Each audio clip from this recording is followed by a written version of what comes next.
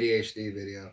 So for today, what we're going to talk about is ADHD and how it impacts relationships, and what perhaps we can do to help out ourselves and our significant other that might have ADHD, or perhaps a close friend or family member. So there are multiple tools that we can utilize in order to help out. Knowledge truly is power. The more we know ourselves, the more we know our partner, the more we know our friend or family member or colleague, the better we can help them out. And vice versa, it goes both ways. The better you can also be helped out as well. Whether it be by you refining yourself or by somebody else helping you out with the needs that you need. So while in grad school, thankfully, I was blessed with quite a bit of helpful resources they provided me that I wanted to help you guys out with too, because they have been of a lot of help to me. And after reading so many posts on Health Unlocked about one partner being fed up or up the wall with their significant other or spouse, and after speaking and working with a lot of people myself who have ADHD, and seeing the struggle in their own relationships, I really want to bring some insight and I really want to bring some help, because having ADHD is no joke, as I've said in a lot of other videos. So I really want to help you guys out with that. Every relationship, every individual requires different needs and expects different things, and the ADHD can certainly complicate this. And we have to understand that there exists taking care and helping out the ADHD, that there also exists taking care and helping out the person and the unique nature of their personality, cognitive functions, and what they need. So in this one, it's going to be a little mixture of both. So I wanted to provide a couple of resources to help you and your partner out. Let's do a little deep dive, shall we? Resource number one, we have the Myers-Briggs, the infamous MBTI exam. Carl Jung and the 16 personality types. Now, amongst those 16 foundational personality types, there exist subvariants of those personality types, and there are millions of subvariants. So you can have two people with the same personality. They can be two different people entirely. So what I recommend you do, I left the link down below, where you can take the examination and find out what your own personality and cognitive functions are. And then you can find out your significant others as well. So I recommend you take the test 3 times and be completely honest. And if you don't know a word or what something means, please look it up. You want to be as realistic and as honest as possible to yield the best results. So I recommend you check that out. And then you find out more about yourself. And it's going to help you understand more of this video. And then perhaps, if you like, you can watch one of my other videos, ADHD, and how it impacts the different personality types. It'll give you a lot of insight into the pros and cons and how ADHD is involved. Moving along, we have the second helpful link and resource being provided by yours truly. We have the 5 different love styles.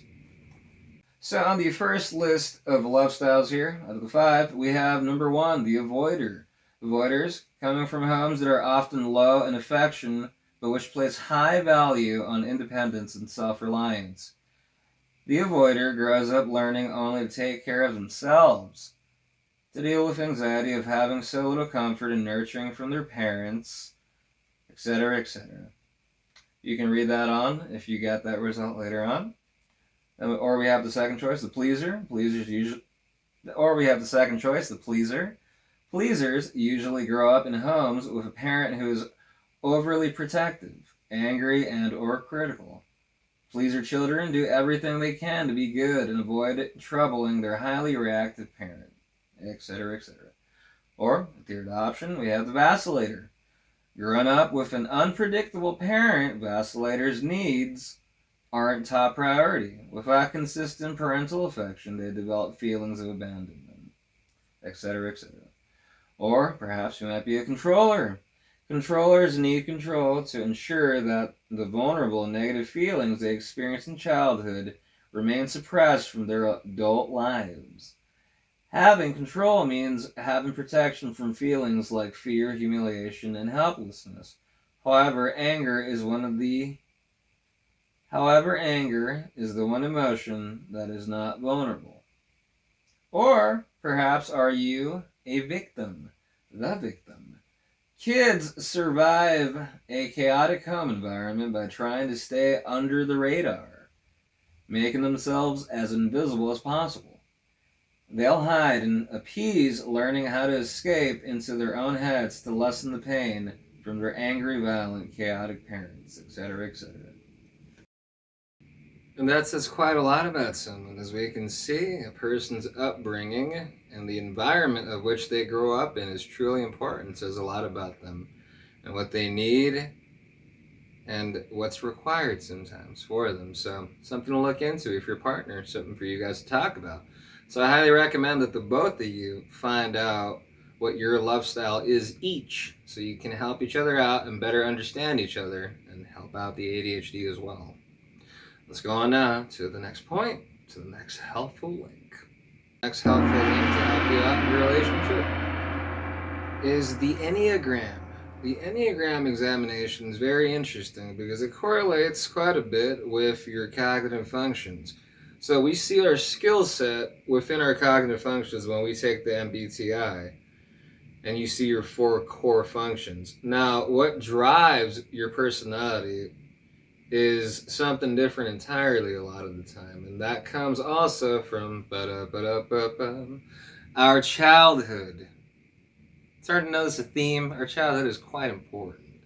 So, if you're a parent, really take that into consideration. But going back to what I was saying, the Enneagram exam, basically, it gets its information, interestingly enough, well, besides the questions, obviously, but it's a big reflection upon a lot of our childhood trauma. Now, all of us have different sorts of traumatic incidents of different levels and different varieties, and we were younger, and a lot of the time that's what forms our Enneagram function. So when I found out my Enneagram function, it was like, wow, this makes a lot of sense. And having inattentive ADHD and having it undiagnosed until my mid-20s, I can certainly understand why this is my Enneagram number. So a lot of introspection, a lot of deep dive learning I did for myself, and I'm like, wow, I have a lot of these characteristics, and wow, do I need to work on this and that and this and that. So you're probably going to have one of those moments as well. So I recommend you and your partner go individually and take the Enneagram exam so you can see what your biggest drives are. The Enneagram exam yields quite a bit of information. It's going to give you a lot of information as to what situations and circumstances can be helpful and which ones are not helpful, what you kind of need, what, habits and things of that nature that can certainly be of benefit to know for your partner and for yourself. So the Enneagram exam is really helpful, and I really recommend it. The link is down below. Let's move on down to the next part. And for the final point of assistance here, we have the 5 different love languages. There are 5 different ways in which some research has shown that people show and require affection. So go check that out. Go take the examination. But first, let's do a little talking about it. So here we have the 5 love languages. These are things that we do in order to display and show our love to our friends and our significant other and other people, etc., etc. So the 5 love languages. We have the first one. These are people who give words of affirmation, are very supportive, loving, encouraging to people. Then we have number 2. These are people who like to give gifts or like to receive gifts. It just makes the biggest difference in the world to them. And then we have 3, acts of service. These are people who appreciate being helped out, having things done for them. And this can be definitely very relatable to a lot of people with ADHD who had such a difficult time doing something when they were younger that having help with something meant so much that they grew to have that as their love language. So it could be that for certain people with ADHD. And we have the other one, we have quality time. These are people who just love spending time together with the person that they're interested in, their significant other, their family members, their friends. Just that quality time, that time between them and fill in the blank. And then we have number 5, we have people whose love language is physical touch. So take that as you will, and take the examination.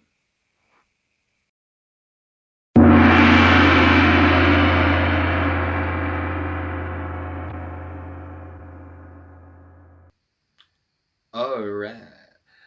Now that we've gone through the list of tests that you and your spouse, significant other, partner, or whatever else, now that you've gone through those, or ideally you have or you haven't, I can't imagine an ISTP or INTP really wanting to take some of those sometimes. It might be a little hard, but hey, it's helpful to learn and it's helpful to know. So hopefully the links you saw earlier were of some help and will bring some assistance and some relief to you and or your spouse, partner, and whatever have you. So for today's special guest of honor, we got the infamous INTP and the infamous ISTP. Really logically reasonable, pretty cool people. Some of the closest people I have in my life now. I myself am a INTX, meaning that I switch off between the perceiver and J function every couple of months. So that gives notion to the idea that these are not things that we're bound to. People can sharpen up their cognitive functions and switch those letters up. And the goal, ideally, is to balance each of those 4 core letters. So a lot of perceivers, for instance, got an issue with organizing, following schedules, and stuff of that nature. And the ADHD just makes it worse sometimes. So it'd be helpful for a perceiver to balance that out and stick to a routine a bit more, like some of the J function. And by the same token of that statement, there exist people with the J function who are so unbalanced that they stick to nothing but rigid routines a lot of the time and exhaust themselves, not seeing that there exists this idea that different situations account for different actions and behaviors that should be attributed to that situation, right? So, just balancing them out. It's a lot simpler than that. It's just a quick little example. So anyways, folks, the INTPs and the ISTPs watching, we're going to dive into a couple of little situations and issues that can arise that make us feel, well, for lack of a better word, like crap. So, to know them, to learn them, to refine them, really is going to make a difference. Now, when I looked at my own cognitive functions and sharpened up the stuff I needed, I wasn't really going into it with a negative mindset. When I saw the stuff that people with my own cognitive function had difficulty with, I was like, wow, holy crap, I thought it was just me. And it's like, no. After talking to a couple other ISTPs and INTPs, because I know quite a bit of y'all, I saw that these are issues that other people of these cognitive functions also have. So with that being said, let's have an open mind and understand that not every symptom, not everything that is going to be discussed in these bullet points is going to be applicable to you, perhaps. Perhaps some of these will, perhaps some of these won't. So let's go on into it with an open mind. And if right now isn't the best time to perhaps go into this and perhaps put this on pause and come back at a different point. Because when we got ADHD, sometimes we've lived quite a rough life, and it's really tough to talk about stuff that we're vulnerable about or that hurts us and doesn't make us feel good. So let's enter this with an open mind and see that some of these perhaps are going to apply and some of them perhaps are not. So let's take a look. But before we go into that, let's talk about the dominant functions that we got. People who are ISTPs and INTPs, after all, are TI DOMs, and they're FE inferior. What the heck's that mean? Let's find out. So, inferior FE, dominant TI. TI focuses on formulating elegantly simple rules and principles. It dissects how things work in order to understand how to navigate a situation in the most precise, self sufficient, and effective way. When TI DOMs rely too heavily upon TI, they will identify with TI's activities, using their own mental model of the world to construct the foundation of their identity. Because of this, TI will continually feel threatened by the FE perspective because FE has the potential to disrupt or shatter one's ego image. FE is focused on maintaining relationships and social harmony through voluntary adoption of collective social values and mutual obligations. But TI tends to misinterpret FE as being restrictive, weak minded, over dependent, or giving up self determination. Now, let's go on to the FE function, which is the inferior function of the ISTP INTP. FE is focused on maintaining relationships and social harmony through voluntary adoption of collective social values and mutual obligations. But TI tends to misinterpret FE as being restrictive, weak minded, over dependent, or giving up self determination. Ultimately, TI forcefully rejects the FE perspective because it fears that being open to social influence negates the possibility of independence and self sufficiency. And without existential independence, one becomes a witless follower who is easily manipulated / brainwashed into stupid behavior. Ain't that the truth? Well, it depends on the person's situation. So, now that we know what the dominant function is, and now that we know what the inferior function is, let's look at the weaknesses, the stuff that some of us who are TI DOMs have difficulty with. So, let's have an open mind, open heart, and let's do some learning. Let's do it. Weaknesses of TI dominance. Weaknesses usually stem from TI-FE imbalances. Now, before we go on further, I want to reiterate that the points in red are points that I have seen in research and people that I've spoken with ADHD, that these are common problems for people that have ADHD. Now, when you got this as your dominant function, if you're a TI DOM, ISTP, INTP, yeah, these issues are probably going to happen. There's probably going to be an area of difficulty.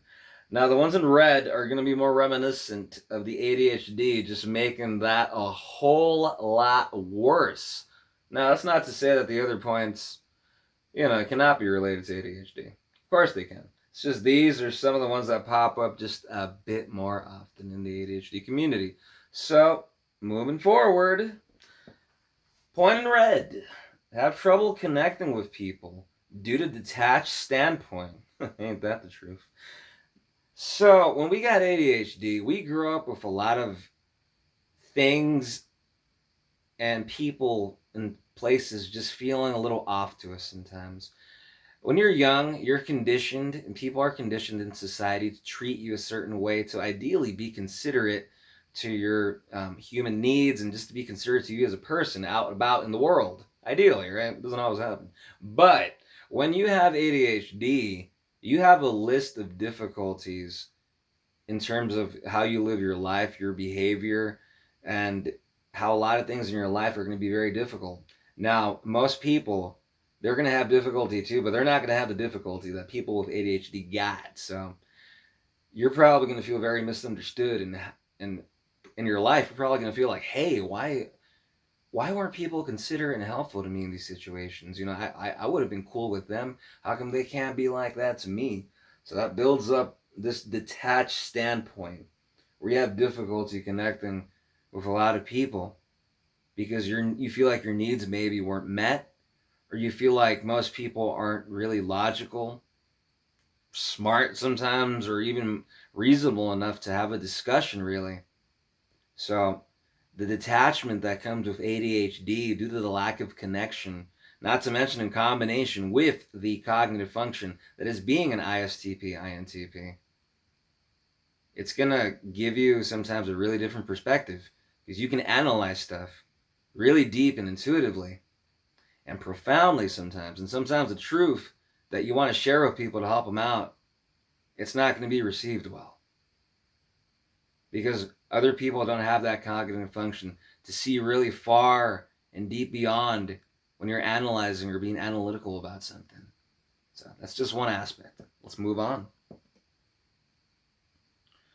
Only commit themselves when they have a personal stake in a situation. Next point. Uncomfortable with feeling inadequate or ignorant.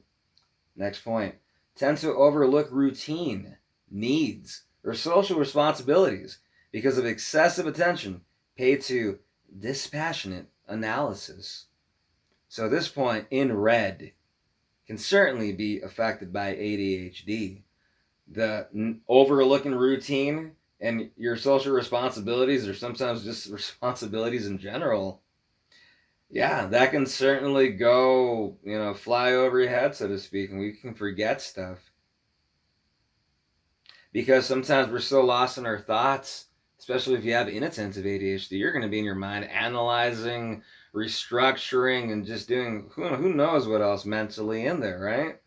So sometimes we might not really be living in the outside world. We might just be stuck within our own mind or a project, and we're just hyper focusing, and we're just overlooking responsibilities and social responsibilities sometimes. So if this is an issue you got, perhaps utilizing phone alarms, using a planner, a visual aid of sort, that in terms of when you get really into hyper focusing into a project or something, be considerate of yourself and the social responsibilities that you have.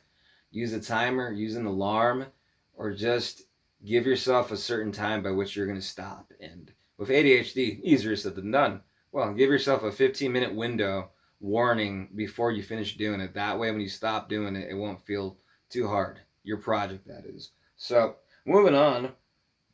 Undervalue external structures, rules, and boundaries. Moving on. Next point. Tend to be not committed, indecisive, or procrastinate. When you got ADHD, this is certainly going to be an issue. The procrastinating part, sometimes we wait until the last minute. Why? Because it gives us that drive and that boost of, okay, we got no choice now but to get started on this. It's like that chase, that hunt of, I just need to finish this or else. So, yeah, that can certainly be an issue. So, sometimes, though, if we don't stick to a procedure, stick to the plan, or try to interpret time properly, this can really lead us into a funk, into a bad situation. So we got to be careful because of that. And again, we can use alarms and planners and stuff of that nature and practice sticking to routine. This can perhaps be a problem of your perceiver function and it not being balanced enough, and your J function being really imbalanced to the extent that you create a routine and you just don't stick to it, or you just refuse to make one. So a little balance and a little bit of both worlds, if you will really make a difference there. So yeah, I recommend you get to that and get going on that if that's an issue for you.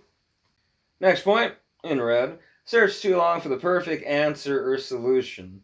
Sometimes putting off important tasks or problems until they become dire. If that is not the lament of the perceiver function community, I do not know what is, ladies and germs. That is so true. Why? Because as perceivers, you want to wait until you get all the necessary information, the best of, okay, I don't got to do this, but I got to do that. I get to find out what I really have to do later. I don't want to waste time. If I wait longer, I'll get to know what's going to happen with fill in the blank, which will help my decision out more so. Now, unfortunately, that can be really problematic, especially when we have ADHD, because sometimes these things just might fly by and we might not even notice. Or we misinterpret time and boom, it's too late, or boom, we're doing an all-nighter and we're going to the interview with no sleep. And it's like, I don't even know how I'm functioning. That sort of thing. So we got to be careful because of that. And sometimes we got to come to a decision a bit quicker, because having ADHD, if we put stuff off for too long, it can get even more difficult. So organization, following up, some stuff to work with for sure if you have an issue with that. So again, balancing out that function and deciding on something a bit sooner, you can really refine your cognitive functions if you do that. That's something I myself for the last couple of years have been working on. So that's something I'm still working on too. Perhaps something you can work on as well. So moving along, difficulty understanding that making good choices involves accounting for how their own behaviors and emotions impact and intersect with the needs of everyone else involved. Next point, usually easygoing, lighthearted, but can appear arrogant, rebellious, obsessive, obstinate, or critically blunt to others. Well, when you have individuals who are TI DOMs, ITs, so to speak, introverted thinking types, yeah, we can certainly come off very blunt because we're going to tell you the facts usually straight up. We're not going to sugarcoat it with what a lot of people would call sappy crap. But studying cognitive functions, you realize and learn that the delivery is so important to some other people of cognitive functions. For example, to certain feeling types, the way they're told certain things is so important to them. They're not going to listen to you. They're not going to be open to discuss. And you might make them feel horrible if you just straight up tell them just the blunt facts and concrete truth. So we can still be honest and we can still use our logic and reasoning and skills that we got with the brain. But when we deliver this very intellectual information, sometimes we really want to help another individual understand it, or help our partner understand it, or even want to understand it. Delivering this information in a balanced language, if you will, is really going to make a difference. For thinking types, sometimes it doesn't feel like it does make a difference. It's just like, it's the truth, though. What difference does it make how it's said? Believe you me, it makes the biggest difference. And it can make the biggest difference in your relationship, in your job, in your weekend with the in-laws. You know what I'm talking about. So, delivery. How you phrase, how you phrase stuff can all be really important. So, the appearing also arrogant and sometimes rebellious and obsessive and just the rest of the stuff, it can sometimes come with the territory, because it's like you want to stick to the truth that you know to be the truth, and other people are just like, but we don't want to do it like this, and you're like, but logically speaking, that's not going to happen. And that's the big balance that sometimes, and big struggle that sometimes comes in businesses and families and et cetera, in life. So we got to compromise sometimes, folks. And we really got to be wise about who we work with on what. So, not really an ADHD thing I have circled in red over here, or rather highlighted in red, but definitely something I wanted to talk about, because I'm certain a lot of ISTPs and INTPs, especially INTPs, our logical analysis and deep intuitive thinking a lot of the time is not really welcomed. I know for myself, my reasoning and logic when I was younger, because I grew up in communities that had much more extroverted sensing types and also extroverted sensing feeling types, and yeah, they were not having what I was saying. Even though the things I would say would eventually come true for these people, they didn't have the heart to admit sometimes that, hey, Wilhelm, you were correct in what you were warning us about earlier, but no, that doesn't always happen. But the times it does happen, it feels really nice. So, again, how you deliver the information, crucially important. If I have learned anything studying psychology in my undergrad and in grad school, it is that how you phrase and deliver the words that you choose when you say something to somebody, if you're not saying it to them, to the individual, in a manner that they're going to understand with their own cognitive functions, you can be absolutely 110% correct in what you're saying, but that person isn't going to open their mind to what you're saying. To get into the door of the house that is the other individual's brain, you gotta phrase stuff in a way that's not gonna cause them to shut out completely. Believe it or not, folks, a lot of us want the same things. It's just that we're saying it differently. So, how we communicate to each other really makes a difference. And it can make all the difference in the world. Next point in red. Tend to stick to certain comfort zones or one way of doing something instead of understanding things from a variety of different perspectives. Classic ADHD. I learned it once. I do not want to learn it again. Or it's like, hey, it works this way. Why do we got to try it another way?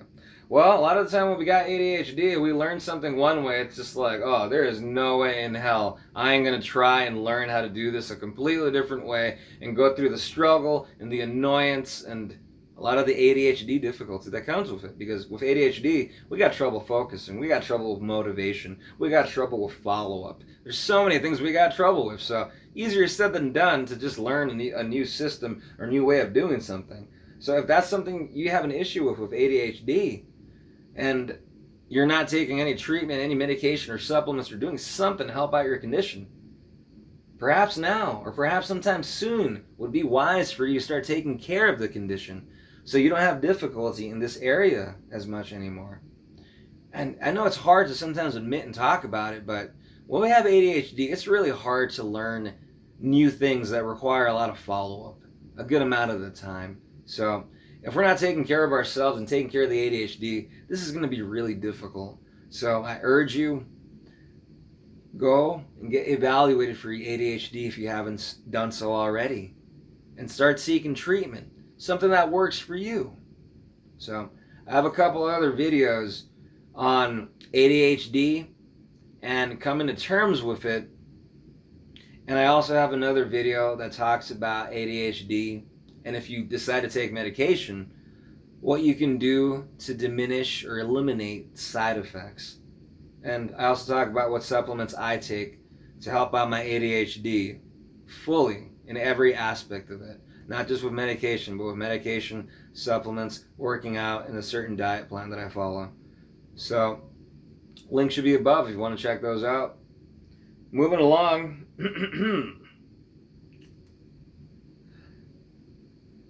So, we got to help ourselves out in order sometimes to get the variety of perspectives that we sometimes need. Moving along, tend to have difficulty describing their thought process in words because it is more experiential than strictly analytical, with ideas always being a work in progress. And when you got ADHD, folks, when you're trying to explain yourself, especially to a layman, if you will, just an average person, it's going to be really hard, especially if you're an INTP. INTPs think from such a big picture perspective that we have to dissect it all the way down so it can come out in like the first surface level. And that can be a little hard when you got ADHD because it's just like you're thinking one thing and then boom, you get distracted and it's like, what was I talking about? And then the conversation ends up going somewhere else because then, ADHD. So if this is an issue, something to help out with this, there's a certain supplement I take called PS100 that is really helpful in terms of helping your thought processing improve and improve speech fluidity along with thought processing. Recommend to speak to your healthcare provider or doctor before trying supplements. Moving on to the next point. Easily bored if they cannot integrate themselves either physically or intellectually into a situation. Ain't that the truth? Next point. High pressure to appear/feel competent can lead to obsessiveness, insecurity, interpersonal conflict, unpredictable emotional outburst. Next point, difficulty integrating knowledge that is perceived as irrelevant to their interest or skills. So, granted, these last 2 points can certainly be affected by ADHD, especially the emotional outburst and sometimes feeling an interpersonal conflict of, for example, you're being made to do something at your work that is just totally against who you are and what you are. And yeah, you can become resentful if you don't speak up at some point. So be wise about where you work, who you surround yourself with. Yeah, it can be very tough. So we got to be helpful to ourselves and to our significant other, whether you are an ISTP or INTP, or whether you're dating or married to someone who's an ISTP or INTP. These are some points to reflect upon. Perhaps you thought these were just problems that just you had or just your partner had, but seeing from the research now, these are things that are quite common amongst these two different cognitive functions. So, yeah, something. So, definitely something to look more into and become introspective about.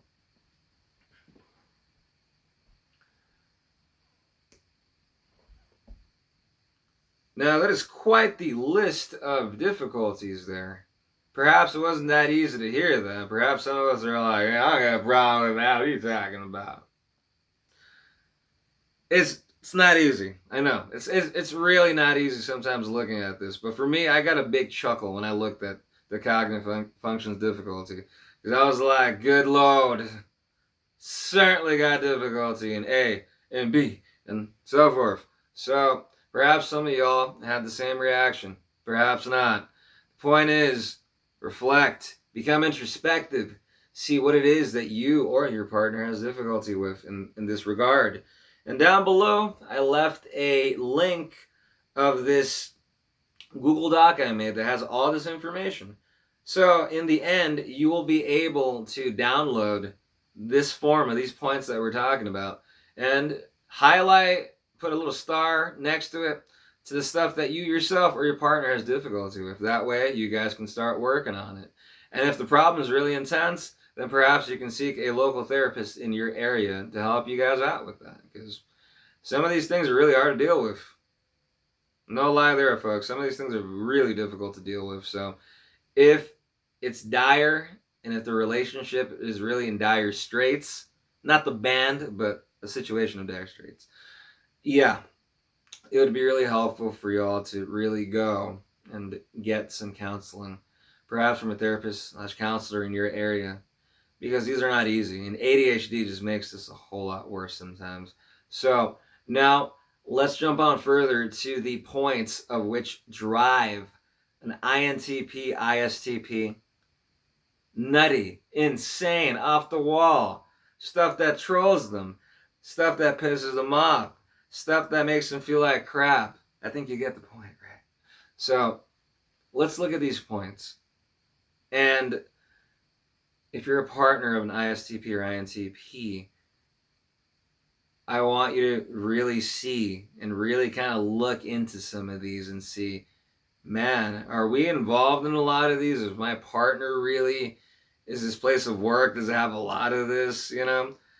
We got to accommodate. Once we know these things, we can better accommodate for ourselves. Because when we got ADHD, a lot of the times we don't got a lot of accommodations. Fortunately, society and a lot of institutions really are not understanding or considerate to ADHD. That's going to change, folks. Because a lot of people, including myself, are going to do something about it. So don't you worry. Anyways, as I was saying, we got to learn sometimes how to stand up for ourselves. So in these points, hopefully you can reflect upon some changes perhaps that you and or partner can make in your life in order to improve your relationship. So some of these might apply, some of these might not. Let's take a look and let's do some learning. How TI DOMs are triggered. What to be careful about.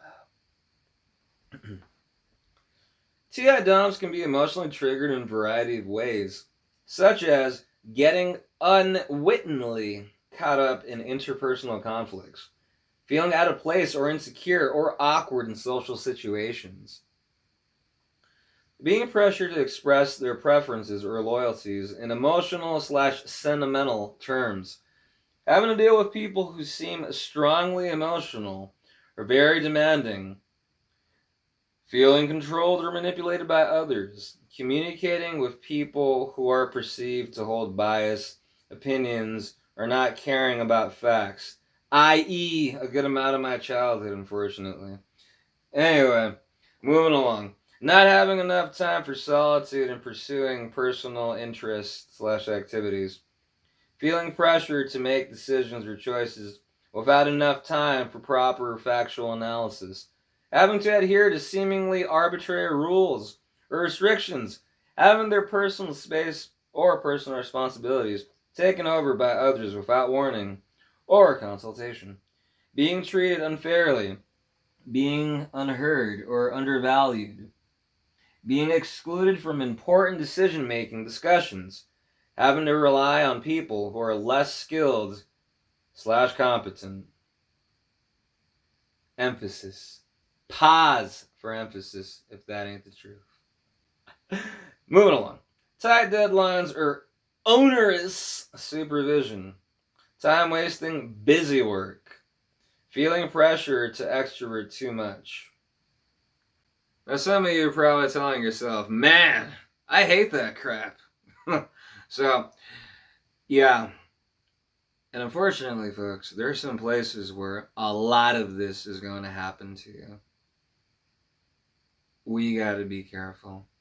Unfortunately, I have been to certain places, and sometimes, unfortunately, for long periods of time, where a lot of these things and things of this nature have occurred to moi and other people that I know.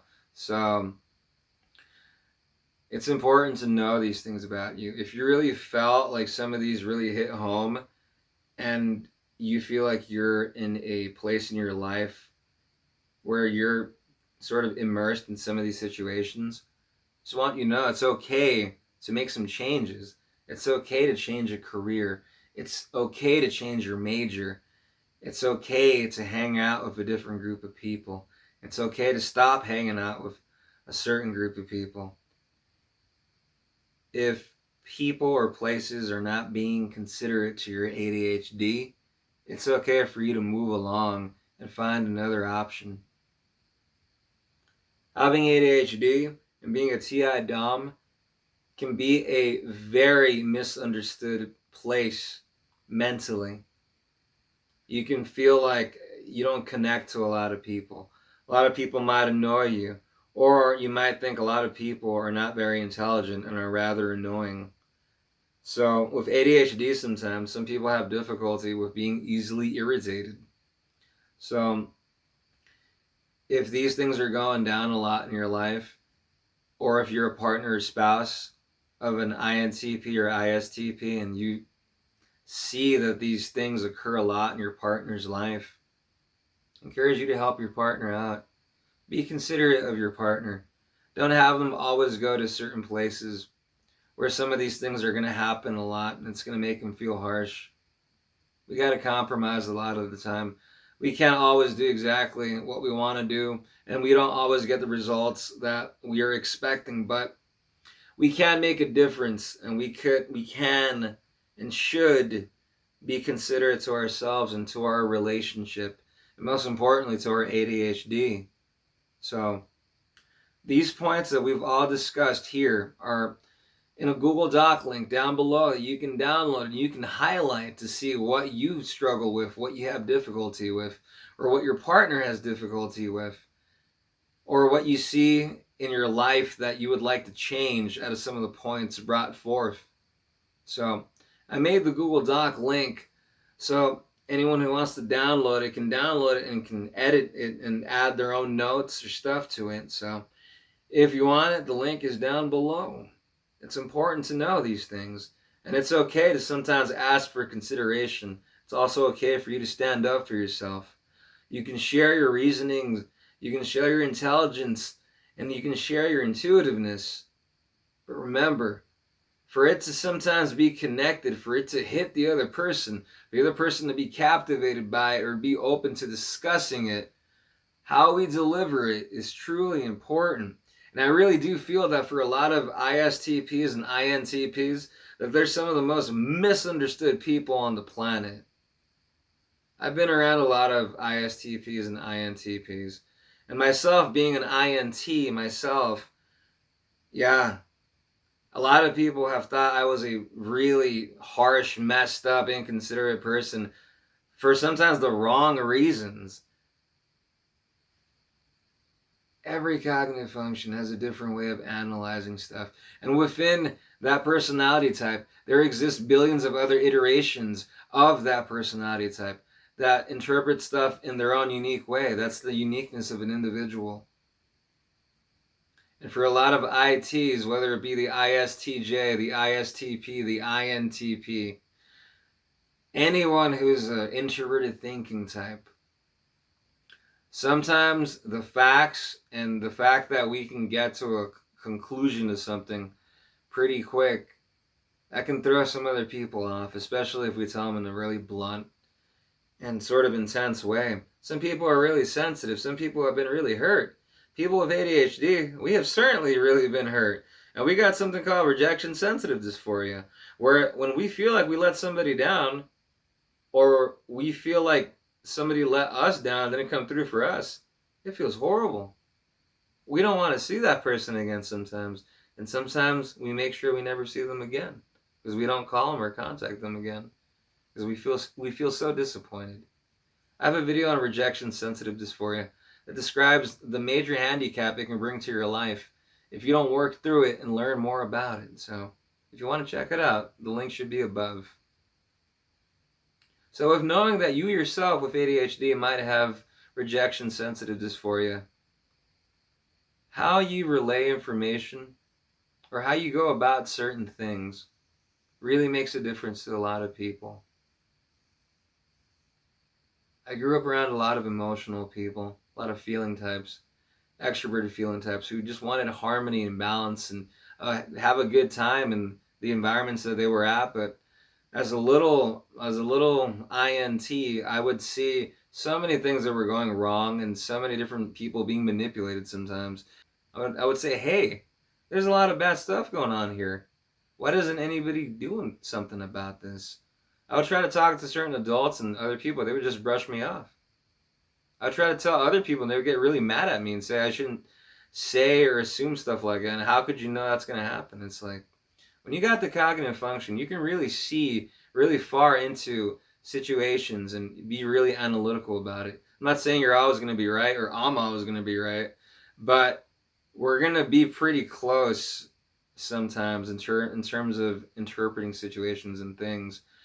And we might want to help other people or even people close to us by using our knowledge and our reasoning and our deep analytical skills. But if we don't give it or say it or go about it in a way that's going to connect to the other person, yeah, they're not even going to bother trying to interpret what you're trying to say, which might trigger or induce the rejection sensitivity dysphoria in ourselves.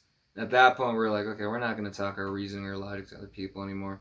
No one appreciates it. I felt like that for a long time.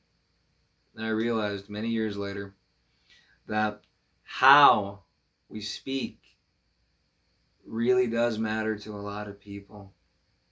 I started realizing that I can speak my logic, my reasoning, my analytical skills, but I can do so in a manner that's both for thinking types and for feeling types too. I want these videos, these ADHD conversations, to be able to be taken in by anybody of any cognitive function. I guarantee you're going to be more appreciated. People are going to take you much more seriously and take your word for it if you just relay the information in a way that has a bit more consideration in the tone and in the delivery And it can be hard to do that because we kind of feel like, well, how come people weren't like that for us? I certainly felt like that when I was young. That people weren't appreciating the reasoning and logic I was giving them. And for me to see what I was expecting to happen would happen. So for a while, I just didn't say anything. I was like, people aren't going to care. They don't deserve it. They don't deserve to hear my interpretation of it. My rejection sensitive dysphoria was certainly hit. That's what stopped me sometimes. Now that I've gotten older, that I've gone through my undergrad and grad school for psychology, I truly see that if we want to have our analysis, our interpretation, our reasoning, and our skills intellectually, that how we deliver it is really going to make that difference. So I really hope that you and your partner and your family can benefit from hearing and seeing these points. I really hope that you can get your ADHD under control and can be open enough to want to improve yourself. Not just for the sake of you, but for the sake of your partner. If you have kids, for the sake of your kids, for the sake of the whole family. Most importantly, though, don't forget that you matter. And your ADHD matters too. You got to be considerate to yourself and take care of your ADHD. Well, folks, that's all I got to say for today. I hope this video was of some assistance. If you like what you heard, give me a subscription, subscribe. And we'll see you all next time. Y'all come back now here.